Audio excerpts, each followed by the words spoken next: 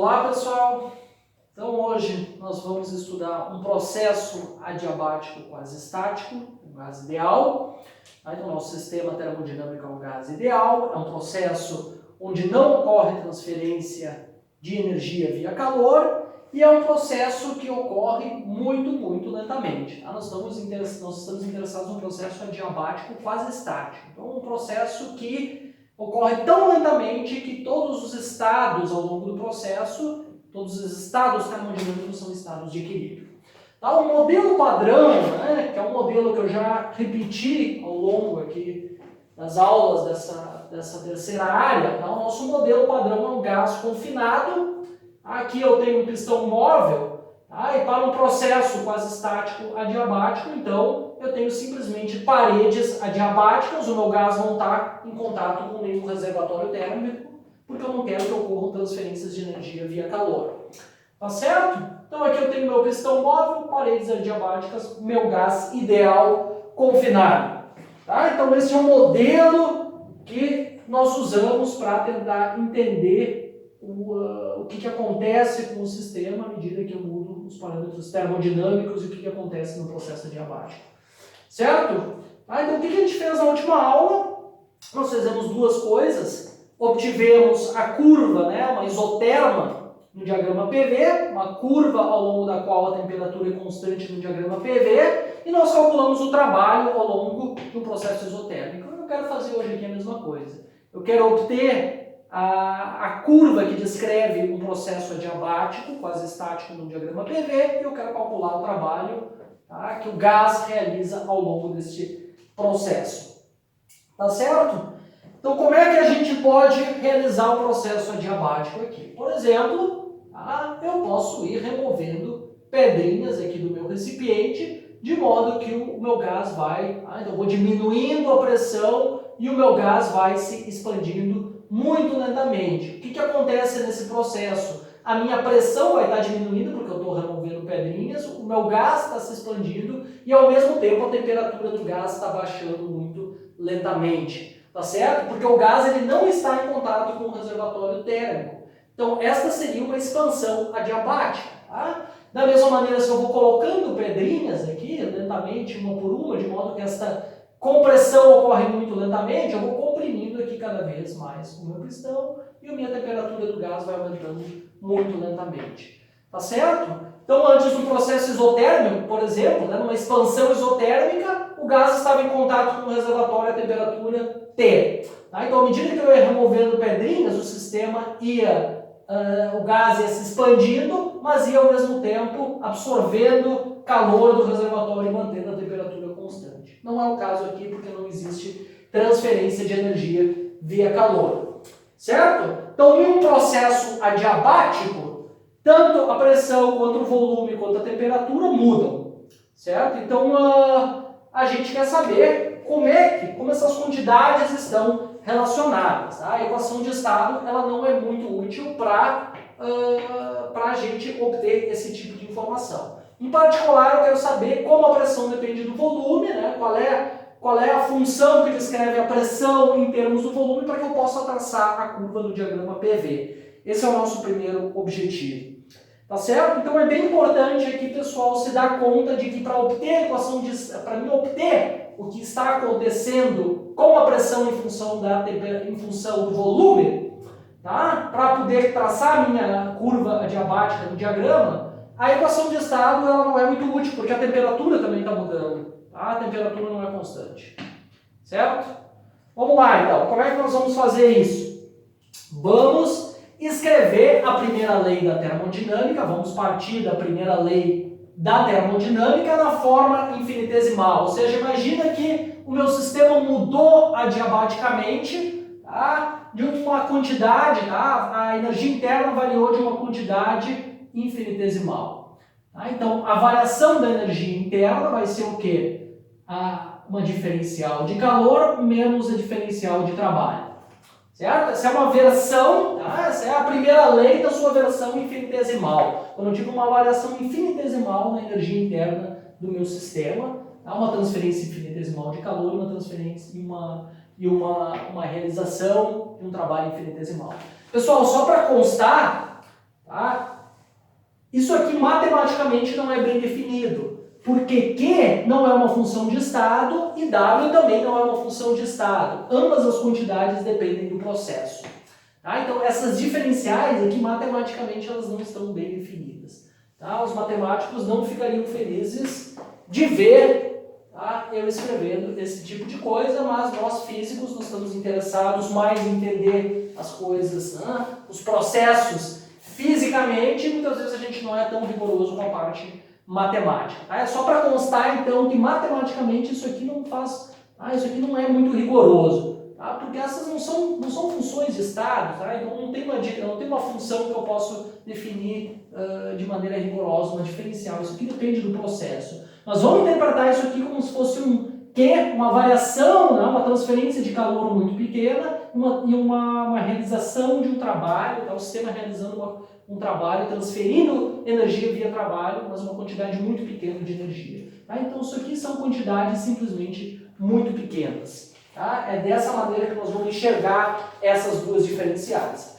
Agora, o meu processo é adiabático. Se o meu processo é adiabático, a transferência, né, de energia via calor é nula. Tá? Então, a gente obtém simplesmente que a diferencial da energia interna é igual a menos o dW, né, do trabalho. Certo? O que acontece agora? Vamos escrever essas duas diferenciais. Veja. A energia interna para um gás ideal, em função da temperatura, é igual a número de graus de liberdade dividido por 2, número total de partículas do gás, né, que é constante de Boltzmann vezes temperatura. Então daqui eu tiro que uma pequena variação na energia interna do gás corresponde a uma variação infinitesimal da temperatura, porque isso aqui é constante. Então uma pequena variação da energia interna é igual a F dividido por 2, NK, diferencial de temperatura. Tá? Por outro lado, a gente sabe que a diferencial de trabalho é igual a P vezes dV. Certo? Agora, o que a gente faz?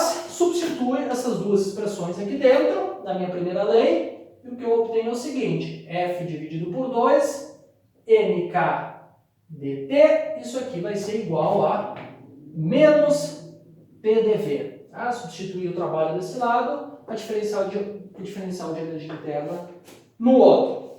Tá? Corta agora aqui. Desculpa, não corta nada, né? O que eu estou falando? Estou tentando já antecipar e cortar coisas antes do tempo. Não tem nada que cortar aqui. Qual é o problema? Eu quero tentar integrar essa equação entre o estado inicial e o estado final. Bom, mas essa equação ainda não consigo integrar ela. Tá? Eu preciso escrever P aqui em função do volume e da temperatura, daí eu vou conseguir integrar. Tá? Então, para fazer isso, eu uso a equação de estado. Então, eu tenho que P da equação de estado é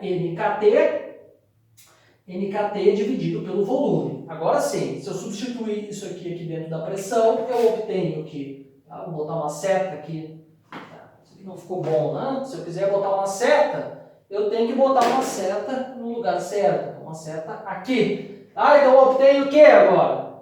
F dividido por 2, NK dt, vem desse lado aqui, e agora do lado da pressão, eu obtenho o que? Menos NKT dV dividido por V. Certo? Bom, agora sim eu corto o que eu queria cortar antes. Corto isso aqui. E agora eu obtenho a seguinte equação. Eu tenho F dividido por 2. F dividido por 2. dt dividido por T vai ser igual a menos dV dividido por V. Pronto. Agora isso está numa forma que nós conseguimos integrar entre um estado inicial e um estado final.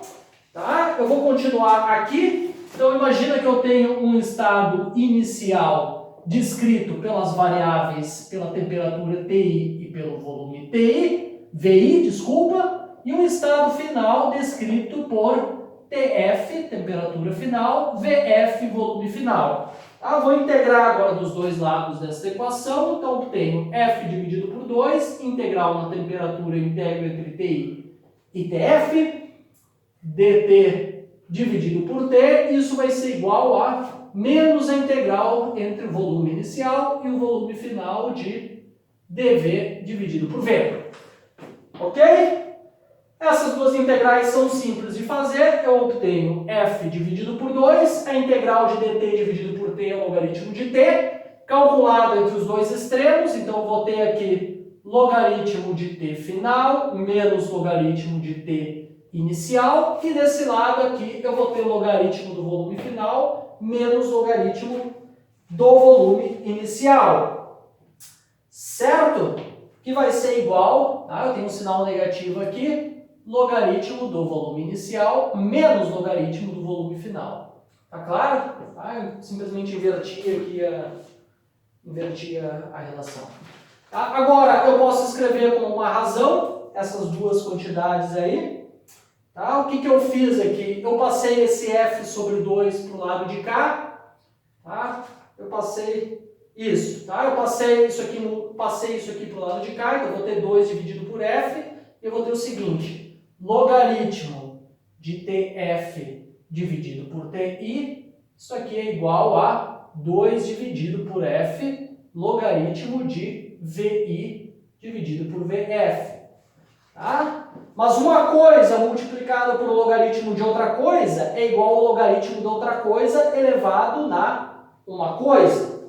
Espero que vocês tenham me entendido. Isso aqui é igual a logaritmo de VI dividido por VF. Essa é uma propriedade de logaritmos, Vocês têm que dar uma olhada em propriedade de logaritmos para entender isso aqui.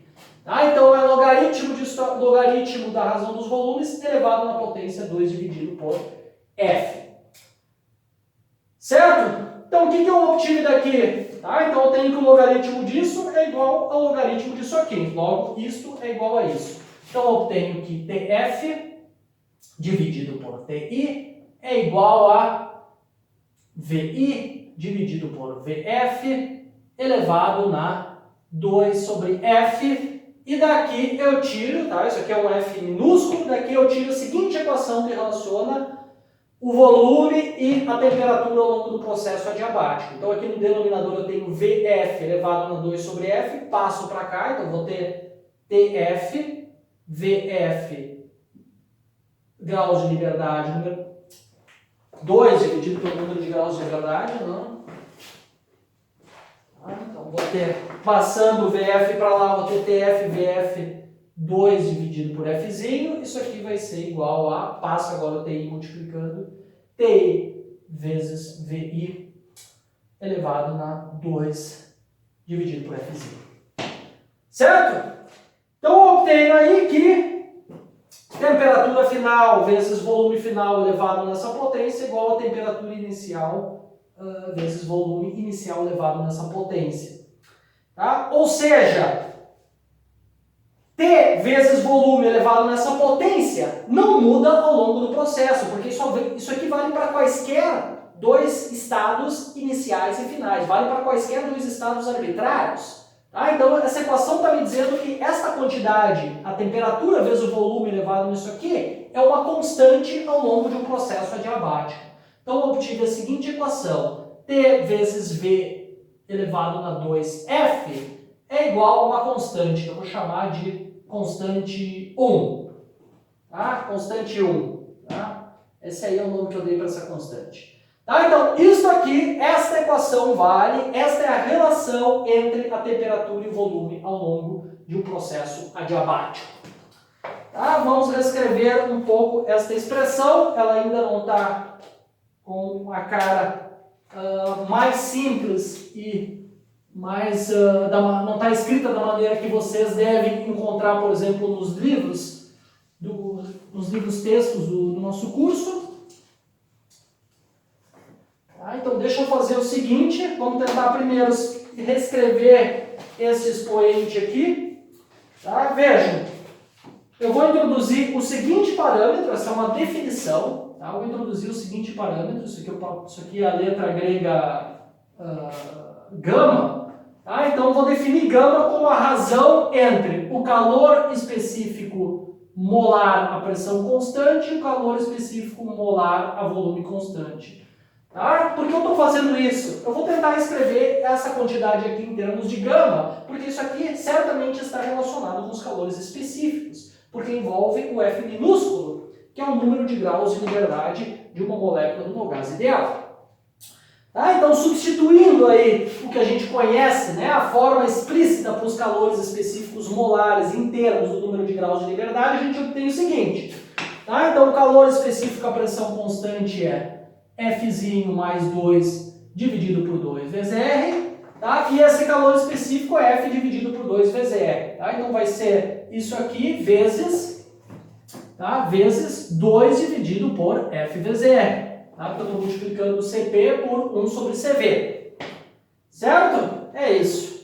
Tá? Corta aqui, corta aqui, corta aqui, corta aqui e eu obtenho a seguinte expressão. F mais 2 dividido por F. Mas isso é igual a 1 mais 2 dividido por F. Tá? Então daqui eu obtenho o quê? Eu obtenho que 2 dividido por F é igual a gama menos 1. Tá? Espero que isso aí esteja claro. Tá? Então nesta minha definição eu introduzi um parâmetro que é a razão entre os calores específicos molares e acabei de mostrar que esse parâmetro está relacionado ao número de graus de liberdade de uma molécula de acordo com essa expressão. Então agora eu substituo simplesmente aquilo lá na minha equação e obtenho a primeira equação importante para um processo adiabático, que é dado por essa fórmula aqui. Então esta é a relação entre a temperatura e o volume ao longo de um processo adiabático.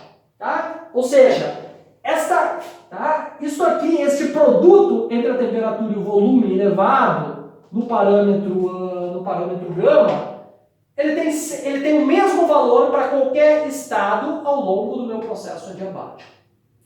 É isso que significa esse produto ser igual a uma constante. Como é que eu acho o valor da constante? Bom, basta que vocês conheçam T e V para um estado do processo. Sei lá, se vocês conhecerem a temperatura e o volume inicial, a temperatura e o volume final, vocês já acham o valor dessa constante e deu. Essa constante ela tem o mesmo valor ao longo de todo o processo. Tá claro? Bom, isso aqui ainda não é útil para mim traçar minha curva, né, no diagrama PV, que é o diagrama padrão aí que a gente tem utilizado para representar os processos, né, que o gás ideal sofre, né, os processos termodinâmicos que o gás ideal pode passar. Então o que a gente tem que fazer aí é, basicamente usar a equação do gás ideal e escrever T em termos da pressão e do volume e substituir aí. Eu vou obter uma relação entre a pressão e o volume.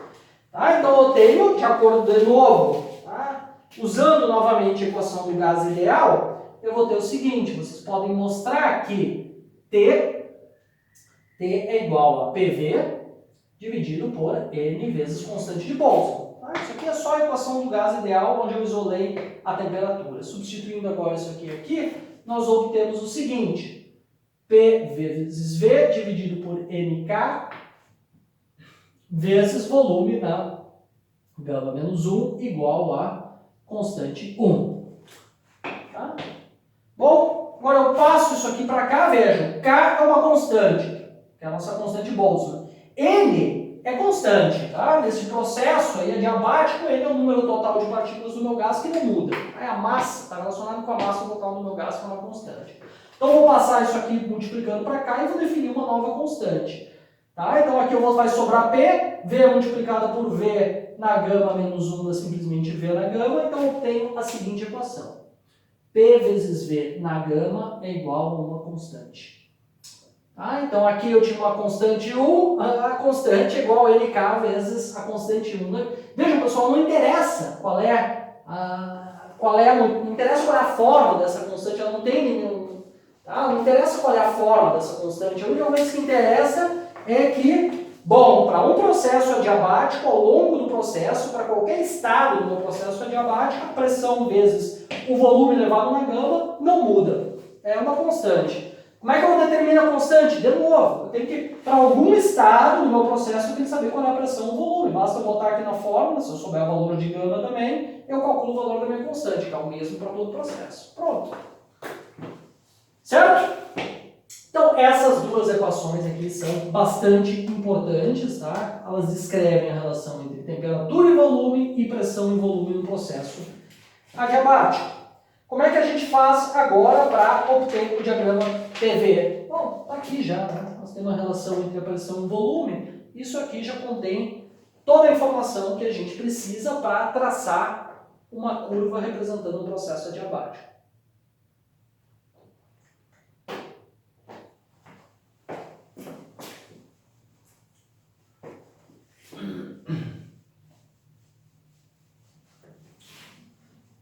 Isso aqui eu vou apagar também.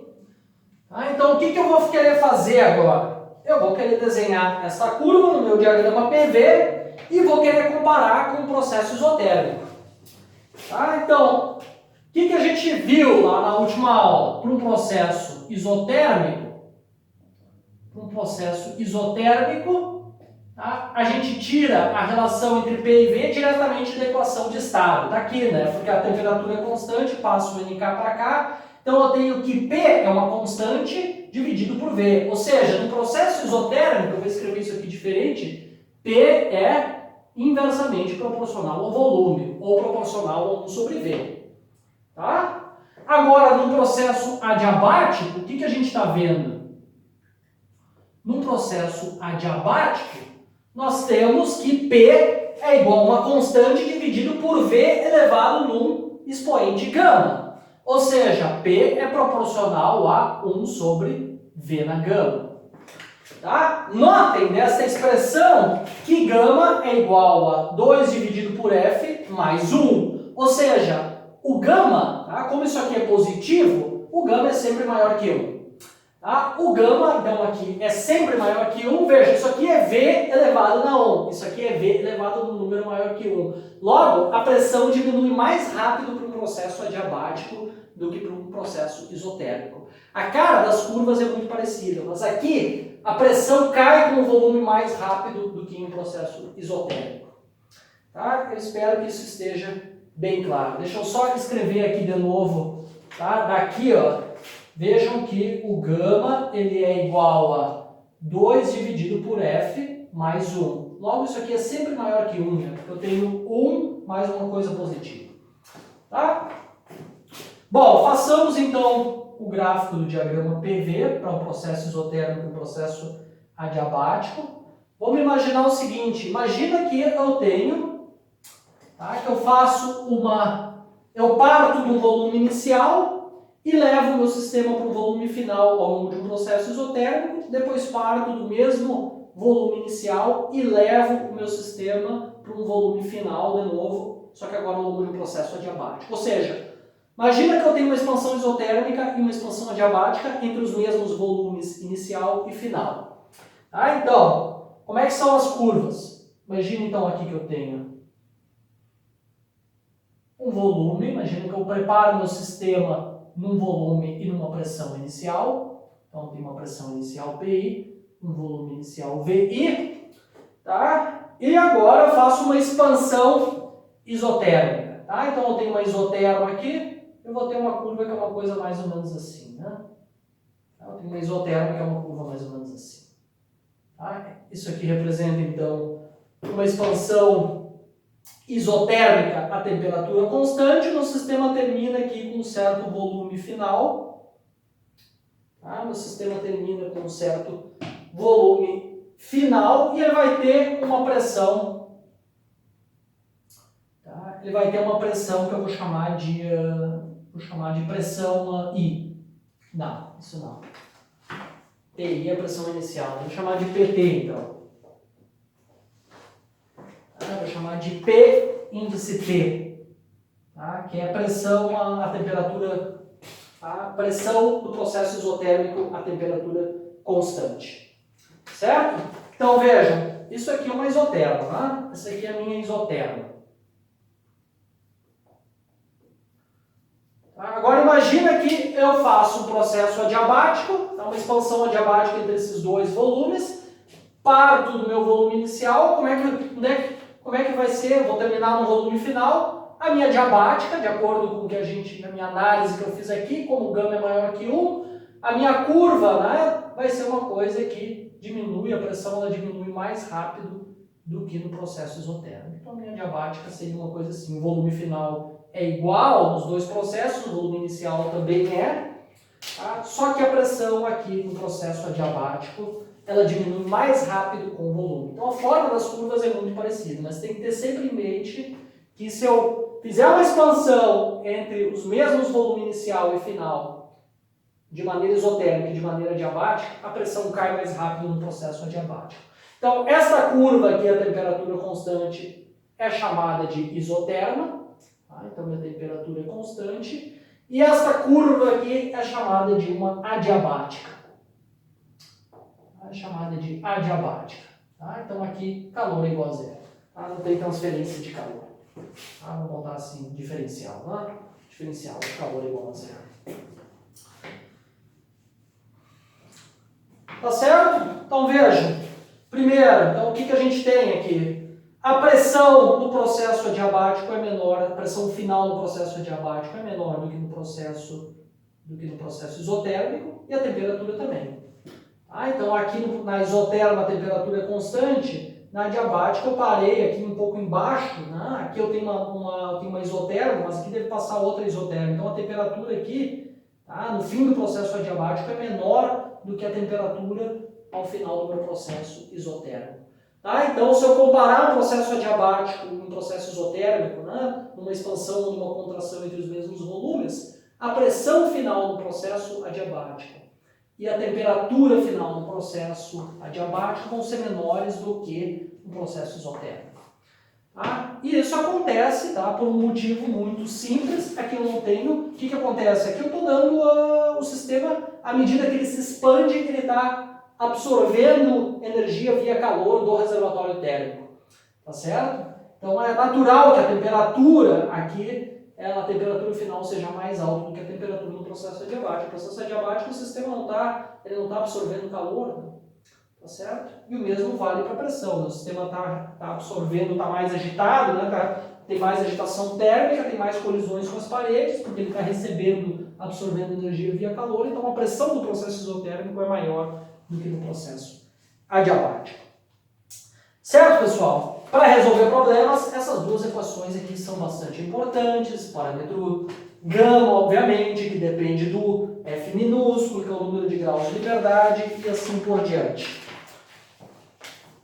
Última coisa que nós queremos fazer agora é calcular, falta o trabalho, né? Queremos calcular o trabalho ao longo de um processo adiabático. Vou apagar aqui de novo o meu diagrama PV. Tá? Então, esses dois processos vão ser muito importantes agora no estudo do ciclo de Carnot, que é a última parte do nosso curso. Tá? Máquinas térmicas e o ciclo de Carnot. O ciclo de Carnot são duas adiabáticas e duas isotermas. Tá? Então, é bastante importante entender esses dois processos no gás ideal. Tá? É muito importante. Bom, vamos ver como é que a gente calcula então o trabalho, né, em um processo adiabático, que é a última coisa que nós queremos fazer nessa parte do curso. Então, o trabalho em um processo adiabático. O trabalho, como nós sabemos já muito bem, é a integral entre o volume inicial e o volume final de PDV. Certo? Bom, para me integrar, preciso saber como P depende de V. Mas P depende de V de acordo com essa equação. Só passo o V para o outro lado, né? Então, P é igual a constante dividido por V na gama. Eu substituo isso aqui. Constante é constante, sai para fora da integral, então tem isso aqui, né? Constante integral VF dV dividido por... Dividido. V na gama. Certo? Tem que integrar isso aí, né? Tem que integrar isso aí. Então, como é que fica isso aí? Isso aqui vai dar constante. Tá? Como é que é a integral de x, né, de v, aqui, x eu falei porque, bom, está acostumado a integrar lá no cálculo 1 f de x, né, então, isso aqui é uma integral de x elevado a uma potência, né, então tenho aqui v elevado a uma potência gama, como é que é a integral indefinida disso aqui, né, passa primeiro, escreve isso aqui como dv vezes v na menos gama, né, então 1 sobre v na gama é igual a v na menos gama, a integral de v na menos gama vai ser o quê? V na menos gama mais 1 dividido por menos gama mais 1. Tá certo? Essa é a integral indefinida dessa função. Agora eu tenho que calcular isso aqui entre VI e VF.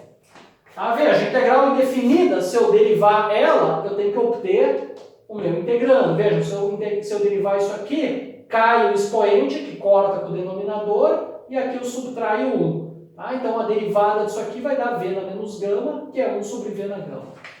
Certo? Bom, é isso aí, né? Então, agora vamos aplicar isso nos dois limites de integração. Constante dividido por 1 menos gama. Tá? Só reescrevi isso aqui. Bom, e desse lado aqui eu vou ter volume final elevado na 1 menos gama, menos volume inicial elevado na 1 menos gama. Certo? Trabalho, então, é igual ao quê? 1 dividido por 1 menos gama. Vou multiplicar a constante por cada termo. Constante vezes VF, 1 menos gama, menos constante, VI, 1 menos gama. Tá certo? E agora, o que eu faço com essa constante? Ora, repito mais uma vez, se eu souber a pressão e o volume, tá? Em qualquer ponto, em qualquer estado ao longo do meu processo adiabático quase estático, eu consigo determinar a minha constante. Tá? Então, supondo que eu conheço o meu estado inicial, e a gente está implicitamente assumindo isso aqui, né? Porque eu estou escrevendo as minhas equações em termos do volume inicial e do meu volume final. Então, supondo que no estado inicial, que é uma coisa que eu já deveria ter escrito aí, eu tenho uma pressão inicial e um volume inicial, e supondo que no meu estado final eu tenho uma pressão PF e um volume VF, o que acontece? Bom, essa equação tem que ser satisfeita para esses dois estados. Então, eu tenho que PI, VI na gama é igual a uma constante, e isso também é igual a PF vezes VF na gama. Repito, essa equação tem que ser satisfeita para qualquer estado ao longo do meu processo quase estático, incluindo o estado final e o estado inicial. Pronto, agora eu uso isso aqui, né? Aqui é razoável substituir a constante por isso aqui, tá? Por essa parte aqui, de modo que VF elevado na gama vai cancelar com VF elevado na menos gama. E aqui é razoável que eu substitua este lado aqui, né? Minha constante é tanto igual a isso quanto igual a isso. Então, aqui é melhor eu substituir PI vezes VI elevado na gama, porque o meu VI elevado na gama vai cancelar com o VI elevado na menos gama. Tá certo? Não é obrigatório fazer isso. Por que eu digo que é melhor? Porque a equação final fica mais simples. Então a gente obtém que o trabalho é igual, quando eu substituo essa constante deste lado por PF, VF na gama, eu obtenho PF, VF na gama cancela com VF na menos gama, PF, VF, menos, aqui aparece, aqui eu substituo PI vezes VI na gama. Então aparece um PI, VI na gama, corta com VI na menos gama, sobra um VI. Então, PF, VF menos PI, VI dividido por 1 menos gama. Esta é uma fórmula razoavelmente simples para calcular o trabalho ao longo de um processo quase estático, adiabático. Certo, pessoal? Então, essa fórmula vocês também podem usar se vocês conhecem então, a pressão e o volume nos estados inicial e final de um processo adiabático quase estático, tá? Lembre que isso aqui foi tudo sempre assumindo que o meu gás é ideal que passa por um processo quase estático, tá? Um processo infinitamente lento. Então, se vocês conhecem PF, VF, PI, VI, e tem que determinar um gama também, vocês conseguem calcular o trabalho realizado pelo gás ao longo desse processo adiabático quase estático. Certo? Esta é a última aula teórica desta parte do curso.